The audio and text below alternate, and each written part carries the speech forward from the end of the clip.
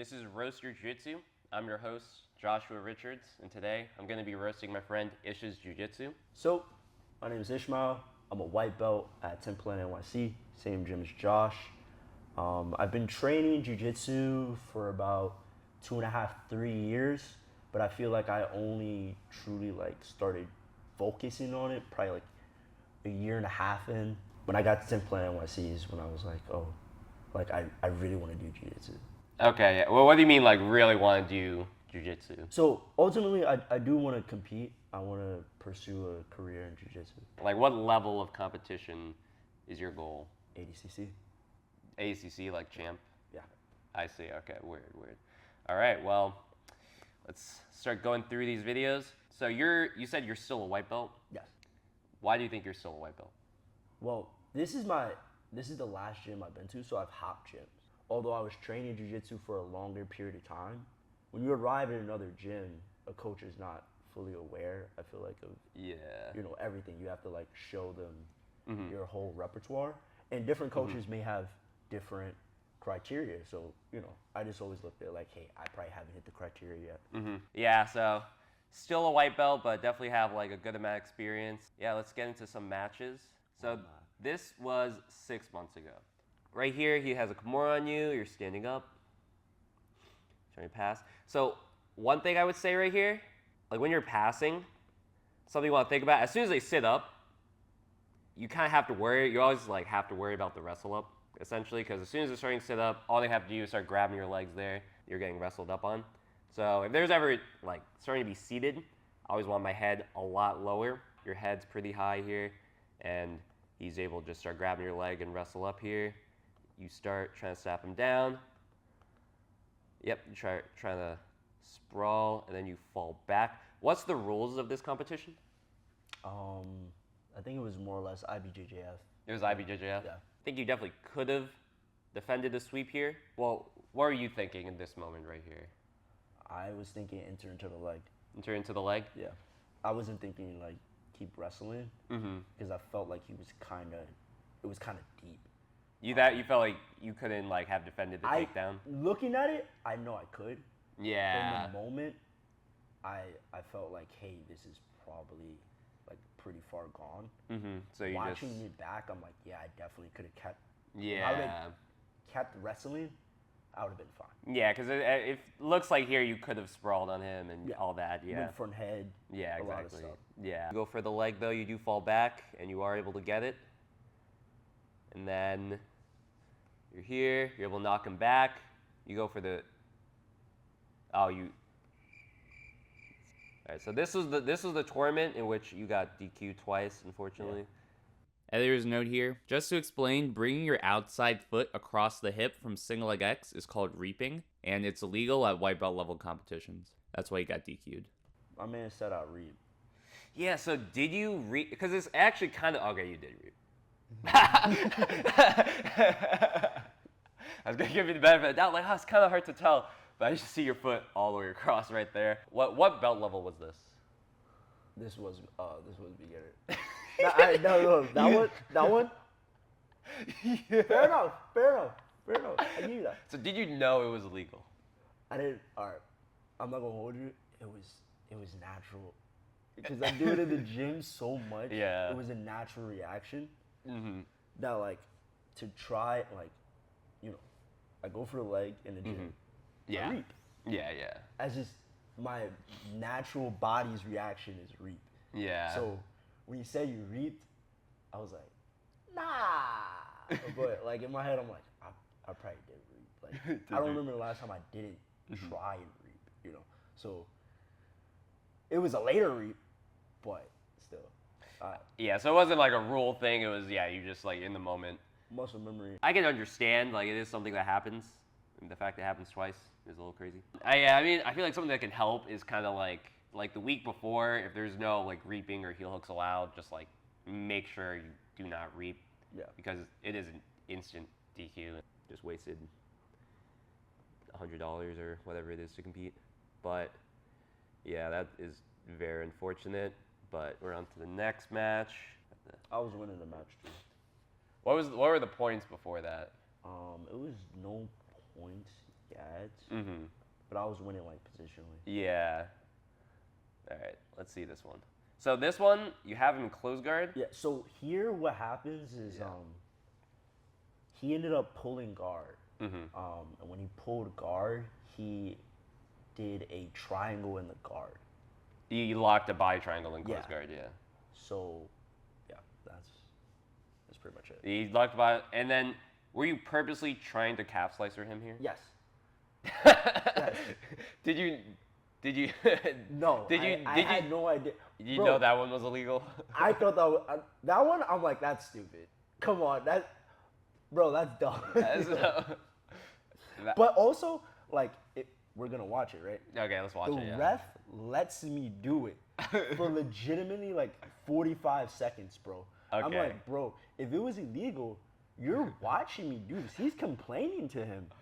He's just telling watching him. it. Let's see it. Let's start playing it. You might be wondering, why am I always wearing a rash guard? Well, it's because this video is sponsored by X Martial, the best jiu-jitsu clothing brand in the game. Not only are their rash guards super high quality, but they got amazing designs of all different kinds. On top of this, the brand is founded by people who really care about jiu-jitsu. They sponsor over 300 athletes, and last year they gave out over $10,000 worth of gear. They're doing great things for the community. Their rash guards are amazing, so check them out with the link in the description. You can use code JOSHRICH for 10% off. Thanks X Martial for sponsoring this video, and now let's get back.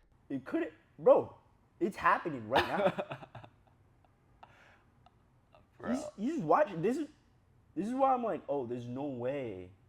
Because that the I thing is, can't do this. it doesn't even look like you're putting a ton of pressure. Oh, now it looks like, yeah, you're pulling it. Oh yeah, in, here is when I decided. I was like, yeah, I'm a crank it. So you thought it was legal. Yeah. I mean, oh man. See, you know. That is a thing of reading the rules. Previous one, I muscle memory, like mistake, but this one is kind of like read the rules, and it's also like I'm not even gonna act like I'm perfect. But we got to tap. No, We got to tap. no, He it tapped. doesn't count. There's film. It does not count. Okay. Yo, he know, I know. Bro, you just start throwing strikes in the middle of a match. Like, bro, he submitted. He Submitted submitted. from strikes. No, you can't. That's not. This is jiu-jitsu. You can't. The rules are the rules, okay? The rules. The rules. You signed up for the rules. Like the previous one, I give you a little more slack because it's like, you know, it's a mistake. I can understand the muscle memory. Like you should like kind of be more aware of it. You know, going into competition, if you're used to reaping, there's a reaping, you should be like, okay, wait, if I'm in this position, like, do not reap. Yeah. But I can kind of understand like in the moment. This is like an active decision.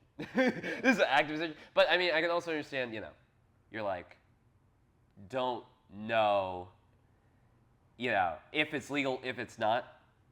However, I've also been in this situation. And at the end of the day, unless you're like super, well, I don't know, like you weren't losing the match or anything. There's no point like risking like the coin toss. Like, is this legal? Is this not legal? I don't know. What do you think about that? That whole day was, it was definitely a learning experience, like through and through. And, you know, truthfully, I thought like, hey, I'll just be able to go out there and just do my jiu-jitsu. I'll just not heel hook him. Not here. And Yeah. I would be fine. You know, that's honestly the idea that I had going into it. You I were was like, just I thinking the don't- heel hooks. Yeah, I was like, I don't feel like I was like, there isn't much, like, you know, I was thinking I was gonna do, you know, and then twice, and I was like, oof. Yeah, that's tough. I need to be aware of the rule set. You know, you Yeah. could mess up accidentally. Yeah, well, all right. Well, let's start getting into the other ones. So this next comp, you 3 or 4 months Yeah. in the past. So yeah, let's see it. My opponent was a blue belt. Opponent was a blue belt. All right. All right. So this competition was ADCC rules, right? So first half, this is no my points. first ever ADCC rule set competition. Weird. What was the weight class? This was 165. The other dude looks big for 165. I'm not gonna lie. I don't know if but maybe he was short, honestly, actually. But, all right. So yeah, we're wrestling here. Grips. I do feel like your head position at some points are, especially because he's a shorter guy. Yeah. like your head is coming up pretty high. Yeah. Like if was actually a good wrestler, like his stance is also not the best. Yeah. But if he was actually like ready for it, I feel like he could just shoot on you right there. Here I rushed. Yeah, underhook. Overhook. Oh yeah, fuck. Yeah. It wasn't good execution. Mm-hmm. It was good getting to it, but bad execution. Like were you hitting this in training like before you just like sent it in competition? I've hit it in training a lot. You hit in training a lot? But what I've also realized is like hitting things in comp is like very different. It's very different. It's different. Because also sometimes you can think like, oh, I'm hitting this. Sometimes you have this bias where like maybe you're hitting it, but you're not thinking about the times where it fucks up and you're just like, you know, where I'm not side control. I'm not the most critical of the But yeah, so that happens. You start re-guarding. You're able to get him into a half guard. You're able to start getting an overhook on him. Oh, nice. So it's a 6-minute match. So the first 3 minutes, there's no points. After that, everything is points. Yeah. You're in half guard, trying to pressure through, like we were doing, trying to get to the hips. This is nice. Coming around, showing both legs, stepping over. Bro, if I did all this during points. Yeah, that'd be nice. Well, we'll get to that. So yeah, you're doing a good job pressuring forward in his guard. Now you're mount. But you're here. Go for the muffler. All right. Sometimes I like to talk. I mean, what do you think about the muffler? The muffler is great. Muffler's great. Because, all right, so what was my plan? Yeah, what was your plan with the muffler? It wasn't the best plan. But the plan was, I'm going to tire this motherfucker out. You're going to tire him out, yeah. That's what why I you're thought. going for the muffler? That's what I thought. I was like, bro, I'm gonna try and make this suck. In my opinion, like, it's kind of a waste of a grip. Like, sure, if you're, like, completely on their back, you can start doing stuff like that because you don't need to worry about control. But it's like, you're going to scramble, and you just start, like, mufflering this guy. It's like, you're kind of... So I did kind of want... I thought... Because you got to breathe. Yeah, you got to So breathe, I'm thinking he's going to, like... He did fight it. He did fight your hand there, to be or honest. something. So I was like, maybe I'll open something. He did fight your hand. Yeah. But, I mean, thing is, it's like, you know, you're in a no points period. The match just started. You kind of like, this isn't really a position where you want him to flail. Like, at this point, he's already flailed. Like, you can start getting your, like, chest to back. You know, you can get, like, gift wrap. Or, you know, he's already on his side. You can start looking for gift wraps and stuff. But, I mean, it did definitely make him do a reaction, so I can't even, like, completely, like, say it was a bad idea. But now you start getting the seatbelt here. And now you're starting to look for the twister. All right. I mean, there was money on the line. What do you mean money on the line? How much for a twister? I forget. I think it might have been somewhere. Don't quote like me. $100 or But I something. think it might have been like $100 or something. Yeah, word. So I also was like, bro, I'm broke. Bro. I'm hot. Like, I need this money, bro. So it probably would have been better if I would have just took his back regularly. That would have been a way smarter option. But I was like, bro. You know. Yeah, because, like, even me, I will go for twisters sometimes, but it has to be, like, right there. And also, it's, like, it's something about, like, ADCC rule sets is, like, it's about to be points. So, like, you really do want to get the hooks inside here so you can actually, like, because if you get the hooks in when it's no points, you can, like, switch a body triangle and stuff and then get points. In my defense, I didn't know what time it was. Oh, did this guy just, like, wave his finger? Oh, okay. So somebody screams out, Twister! And this guy That's what happened.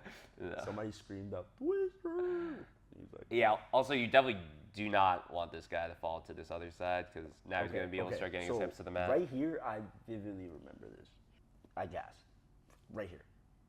This is everything. You just, in this moment, you gasped? Everything. Okay. Everything's gone. No excuses? No excuses. It just seems like you're just this match, without excuse. It was not good. It was not good leading up to this match. What wasn't good?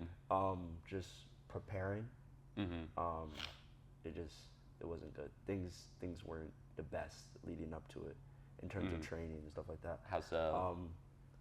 Like I was hurt like a little bit before that, so like it came back like maybe like a week or two, like right before.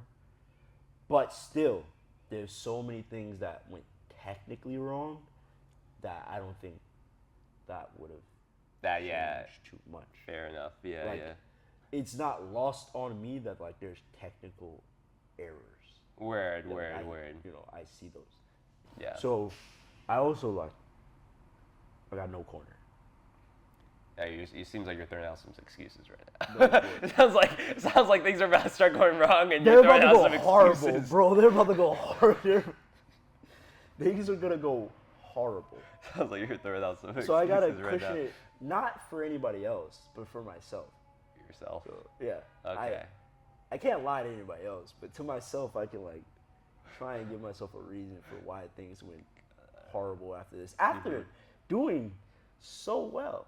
Oh yeah, let's just keep watching and see what does happen. So we'll go back a little bit. So you're here, start going twister, and then yeah, as soon as like if you have one hook in and they start going to the other side, there's definitely like red flags. Like as soon as they get that hip to the mat, they can turn out, and then you could potentially lose everything. And he brings it to this side.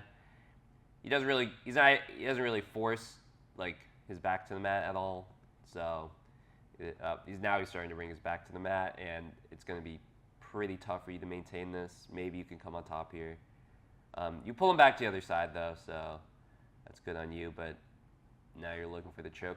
Yeah, the thing is, when you're in this position right here, like a big like detail is essentially, I don't even hate going for the choke here. However, you're going for the choke, but your control is very limited, especially because you have one hook here, and a lot of times, like, and maybe I'll just show it right now because I think we can because we're in an angle. All right, so if I have one hook, if I just leave this open, like, you can just come up to your knees. Ideally, you want to lock your feet and then kind of cover this hip, because now if you try coming up to your knees, like, I can put some pressure on your hip at least, or slowing you down a bit, and then maybe you can start looking for your choke. But if you're just like this and you're searching for the choke, it's like, this guy's free. This guy's like out at that point. So that's a little something when I have one hook in. If you want me to review your rolling or competition footage, join Jiu Jitsu Lab. On there, you can post your footage and I'll give you technical advice. Additionally, I'm doing 3 calls a week where you can send in your footage and I'll give you advice live. I'm also posting exclusive instructional content on there. You get all this for a super low price every month, so check it out in the link down below. All right, so this guy's coming up to his knees, but you are able to start bringing that hook inside, but it's a little, you're falling off the back here. Another thing is like sometimes you have to understand your priorities. It's like you're falling off, you might have to like lose a little bit of control, like post a hand on the mat so you can start getting back up. Looks like you're starting to fall off his back here. What you do, now you're playing guard, and now I'm assuming points are active. You're doing a good job elevating him there. A good butterfly sweep. Oh, bro, are points still not active? I think they're still not active. They're still not active? Oh, no. They're still not active. That's kind of crazy. I think they really, truthfully, should be active. Oh, no. You're kind of holding him down, trying to take him out, but he's able to regard. So you're going to side control. Yeah, there, I felt like you were maybe chased the back a little too hard. Like, switch your hips here. I'm assuming you were kind of trying to like step over this leg or something, maybe look for the truck. Yeah. Yeah, that is definitely like, especially if points are active here, I feel like you're gonna kind of start a scramble if you solidify the side control. If you just like brought your knee in, pinched around his hips, theoretically you could have kept turning, but you would have been a pretty deep turtle. You could have started looking to take his back. I feel like you're kind of rushing the back take by trying to look for the truck right here. Yeah, I feel like that's been a theme of a lot of my matches. I feel like I'm rushing. Yeah, nah, this definitely looks like a rush here. I feel like jiu-jitsu is one of those things. It's all about like, it kind of is a game of like position, so if you can get to a good position, you're now the one ahead. You should be making them work. If you're just gonna go explode and then see what happens, it's like, okay, now it's like, now it's a 50-50 kind of. I feel like I have a general idea. I feel like one thing I struggle with is tactics. Mm-hmm. I don't feel like I feel like I generally understand like more or less what I would like to do. Mm-hmm. I don't know. I definitely don't feel like I'm applying these things in competition the most effective and efficiently. Yeah. That's one thing I struggle with is like tactics.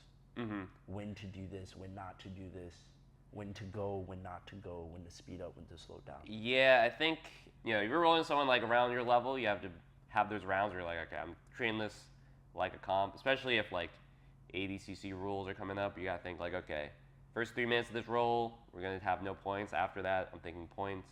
And you also have to think like, because it's very easy, like you said before, to go into a roll and something messes up, you lose a position, you're like, okay, whatever. But in a match, it's like, you could determine, you holding a side control could determine winning the match or not. The whole match. So, yeah, let's see what happens here. So, all right. Oh, yeah, that's very unfortunate. So, yeah, you kind of turn, and he kind of almost does like an octopus guard thing on you. Essentially does. He brings his knee all the way around, like around your body, and now he can start looking to take your back. Yeah, from here, I mean, it's like not like, it's a specific thing. I mean, I think I would probably bring my hips up a bit, at least because he's going to have to climb. It would make it a little bit hard to climb. You staying on your knees here is making it a lot easier for him. But now you start spinning. Because also, I understand you do look like you're gassed here. But I feel like you could have kept spinning a little bit and came on top. I don't know, maybe you had a butterfly hook on you or something, pushing you down. But, yeah, now you're in mount. That is tough. And then now I think this is points. Like I think right as that happened was points. So now you're in the bottom mount with points active. Yo, shout out to my man's Vanny trying to help me in the latter parts of the matches. Yeah, still giving you coaching. Yeah, so now he's on your back. Hard to really see what's going on hand fight wise, but you're trying to beat his hooks. That's nice. You got the bottom hook off. You're turning out. Yep, nice. But he does have a locked in, kind of locked in rear naked choke, but it doesn't look like the angle's right. Okay, so you get back to guard. Now you're playing guard. Truthfully, here, didn't even want to be here, bro. I was so exhausted. Mm-hmm. But I'm like,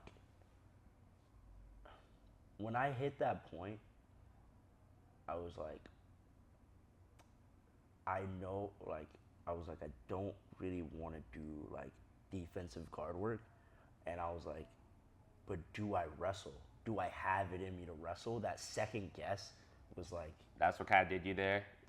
Yeah, because I mean, that's what I was thinking too. I was like, maybe you would, you said you're gassed, but like, I feel like you were kind of ahead on the wrestling until you just sent that takedown. It would have been better for me if I would have like just wrestled. I don't think, although he beat me, I don't truly think if we would have wrestled that he would have like took me down.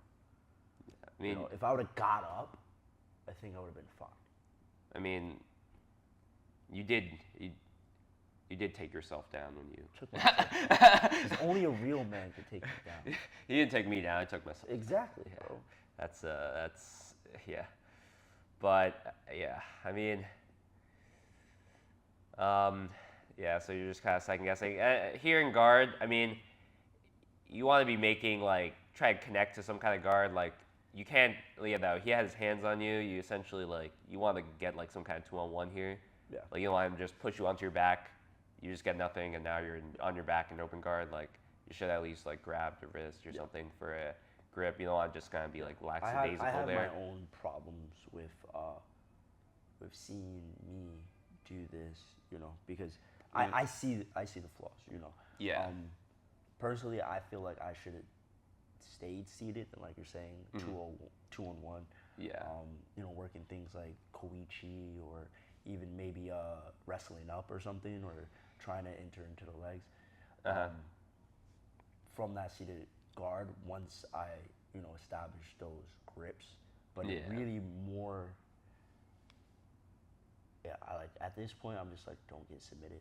I see. So that's your mindset at this point. You're just in fight or flight. Don't get submitted. Exhausted. That's fair. I mean, I'm yeah. just like, I can't get finished. What moment was making you like? Because honestly, like The very beginning, this match every wasn't. movement Yeah. was 100%. It was 100% movement. Yeah. Why do you think you were doing that? Okay, so I think it's multiple parts. One, the moment. Rolling in the gym is very different than like a performance aspect. But you've competed like I have a decent amount at have. this point, right? decent amount. Pre this, I would say there's probably 2 comps, maybe before this. It was. I think it was 3, but the chronic one we just watched, and then you had that Naga. Yeah. So it was your 4th comp. I understand. Yeah. It is hard to get over the nerves. Yeah. And stuff. The performance aspect is something that like I feel like I'm just now sort of coming to terms with, because like it's jiu-jitsu, but it's also like, you know, we're in a room full of my peers, you know, so these are people that kind of do value their opinion. Yeah. So there is a sort of like a damn, there's pressure, you know, to show that like, you know, do I belong here? You know, am I supposed to be here? I see. Yeah. How good am I really? You know, there's a lot of things that go on, and then, you know, just like any other comp, regardless, you know, your body's always going to be like, oh, we're about to actually fight, so the nerves come in and stuff like that. I can't, You know, I can't blame you. It is something you gotta learn from experience. On top of bad tactics, slacking with strength and conditioning beforehand. I did not do everything, and this is just something I had to learn to do it myself, is be like brutally honest. Did I do everything that I possibly could have done to make sure that I was prepared? No. I didn't, like, I wasn't working my cardio how I feel like I should have. And I was like, you know, I'll be fine. And I paid the piper for that. Honestly, I can't understand this too. Like my first like super fight kind of thing, like it is different from a regular competition, because one, it's like you're the only one competing, and it is also like, you know, people that you know and stuff. And yeah, everyone's watching you, versus like competition, like regular grappling industries or something. 8 matches going on. It's not as much pressure as this, where it's like, oh man, everyone's watching me. But yeah, so here, essentially just trying to survive. He's able to pass your guard. Now we're just gonna speed it up. You don't even lock up the half guard on him, because I mean, I will give you the excuse of being incredibly gassed. But it is a learning experience in and of itself.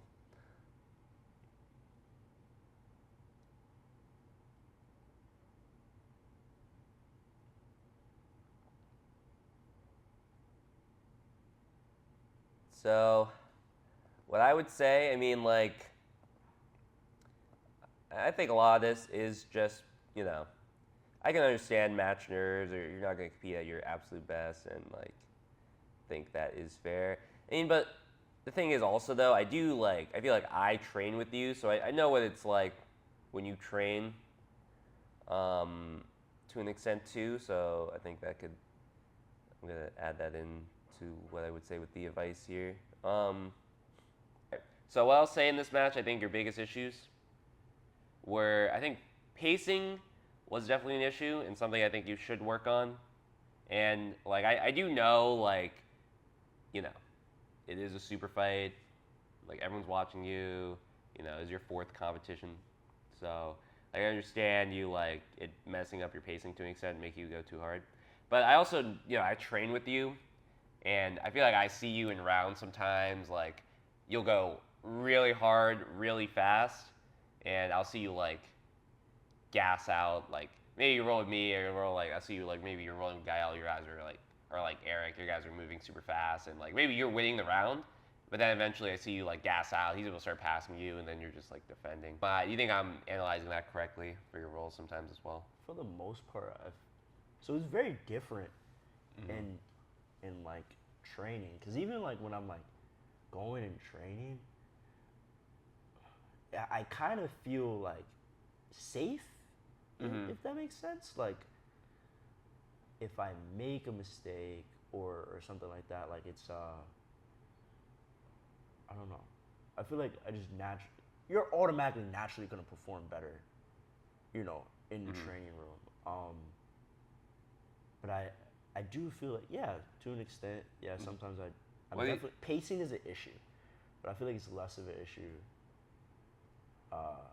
in training. Well, one, like, what do you mean, like, safe, I guess? Like, what do you mean safe? Like, you're Safe? not, like, Okay, like, in what when sense do you mean safe? Yeah, because I didn't explain that well. When I say safe, I mean like, this is my space. This is my home. These are my training partners. Yeah, of course, yeah. In that sense, yeah, definitely. I feel like even if I'm going like damn near red line, Yeah. like I'm still safe. Well, because that's another thing. I think, yeah, I think I got kind of what you're saying.